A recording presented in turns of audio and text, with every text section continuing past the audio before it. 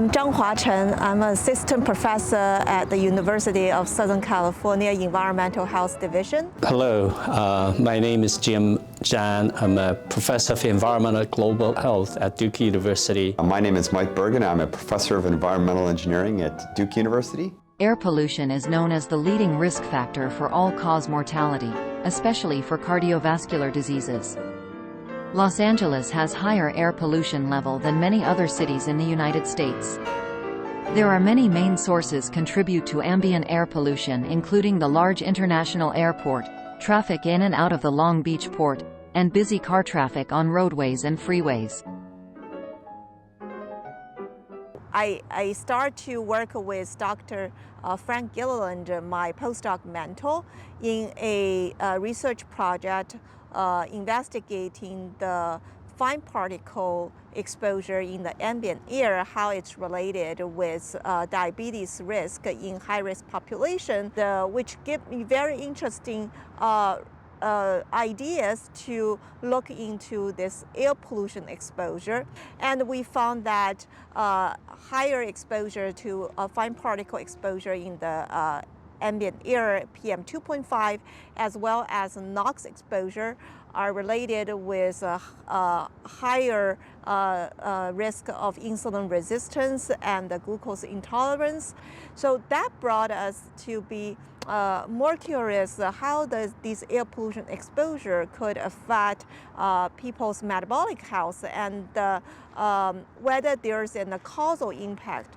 I have recently done several small-scale intervention studies of using air purifiers indoors. For example, we have conducted a study in Shanghai in which we recruited children with asthma and having them to use air purifiers with the HEPA filter for 2 weeks, and we find that this intervention improved asthma symptoms. However, there's no published study yet to look for whether these HEPA air purifier use can have a sustained long-term benefits for human health. So as time goes on, we've learned more and more that air quality affects human health. But one huge problem has been to try to characterize our exposure to air pollutants and the health outcomes. And one super interesting thing that has happened recently is many types of low-cost sensors that measure air pollution have actually become available. And the interesting thing about that is now we can actually characterize people's homes, and we can find what people are exposed to in indoor environments. But there's also really interesting sensors coming online that allow us to make measurements of people's health and how it's related to chemical exposures, environmental exposures. So we focus on indoor air because although the source of the fine particles, we call PM 2.5, is mainly coming from outside in the places that we're doing this interventions in Shanghai or Los Angeles. Because outdoor air, we cannot really effectively mitigate at the personal level. And also, good thing about these studies is that we're going to use a lot of health devices to collect a lot of health outcomes, like continuous glucose monitoring, which is a small patch that we're going to attach to our participants' arm. And these small patch are FDA approved, and they can continuously monitor the hourly level of glucose. Also, we're going to use a Oura ring called, it's just a ring type of things put on the finger. And I think the Oura ring holds great promise in this. It gives us an idea of how well we're moving around, our activity. It gives us an idea of how well we're sleeping, and then a bunch of other parameters of our breathing and respiratory response. What I really like about it is, so you can see there's sensors on the inside of the Oura ring. They're very easy to wear.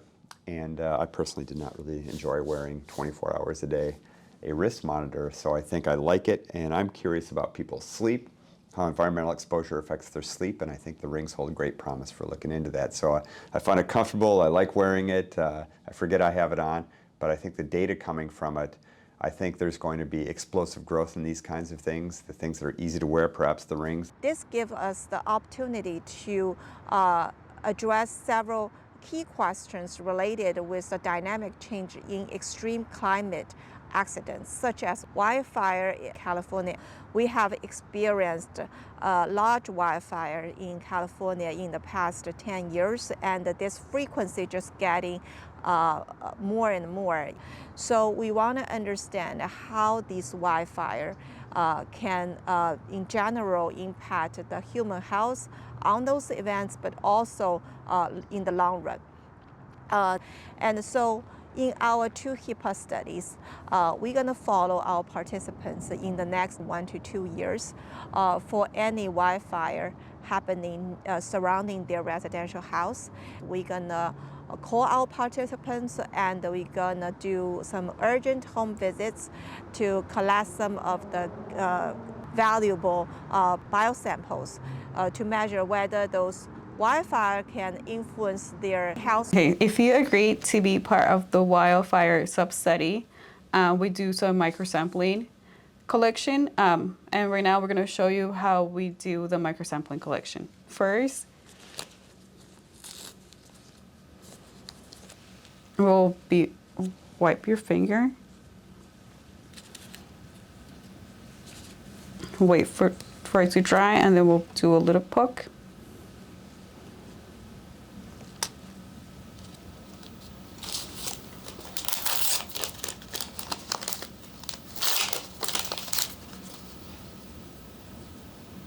We'll wipe the first drop of blood, and now we're going to do the microsampling collection.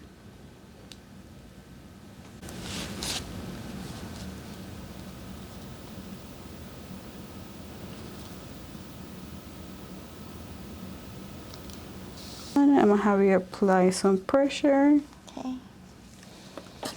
And then that's all we do for microsampling collection. So I want to take this chance to say thank you to our participants. And so far, we already recruit more than 30 participants. I was so excited today that we just get another new participant join our study. And we are building up this website called hepahealth.usc.edu, where we're going to keep updating our research findings, our study progress, and also more resources.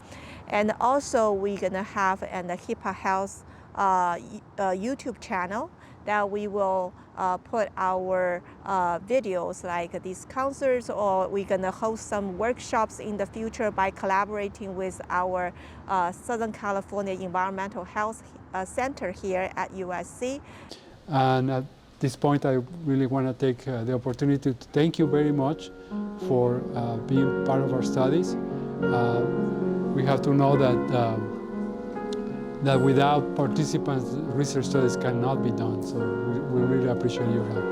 Well, thank you so much for being a part of our study. We really appreciate your time and your efforts in supporting our studies. We just want to show you a little gratitude for being here today and for continuing to support us. Hello, I just want to thank everyone for supporting us, for being part of the study, and for being here with us today. Thank you.